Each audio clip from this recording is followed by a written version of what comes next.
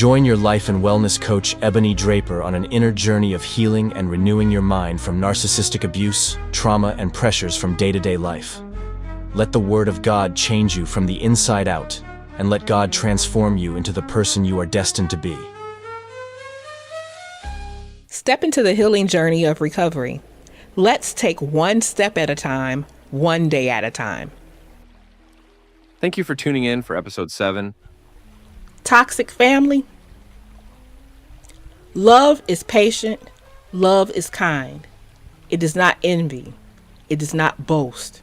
It is not proud. It does not dishonor others. It is not self-seeking. It is not easily angered. It keeps no records of wrongs. Love does not delight in evil, but rejoices with the truth. It always protects, always trusts, always hopes, always preserves. Love never fails, but where there are prophecies, they will cease. Where there are tongues, they will be stilled. Where there is knowledge, it will pass away. For we know in part and prophesy in part. But when completeness comes, what is in part disappears. When I was a child, I talked like a child. I thought like a child. I reasoned like a child. But when I became a man or woman, I put the ways of childhood behind me. For we see only a reflection as in a mirror. Then we shall see face to face. Now I know in part, then I shall know fully, even as I am fully known.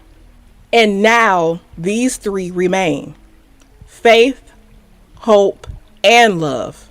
But the greatest of these is love. Friends, if you find yourself entangled in loveless relationships, please seek the Lord for an exit strategy. And keep this in mind. If you reread those scriptures and replace the word love with God, you will find that your battle is not with your family or friends. You don't have any ill will with them at all.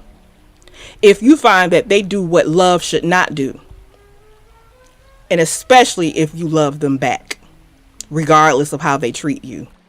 Their war is not with you, but with God, who is love.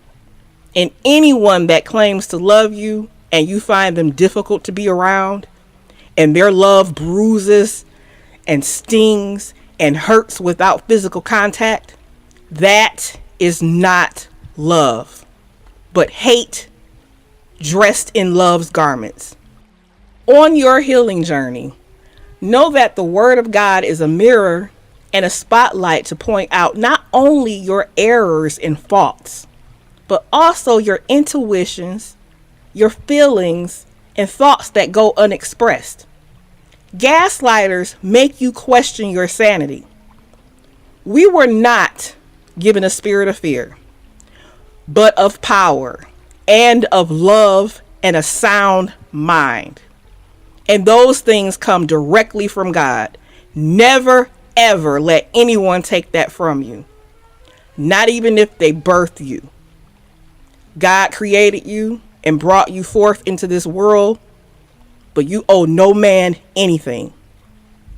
Remember that. You only owe God. Love people, but if you have to love them from afar, that is your right.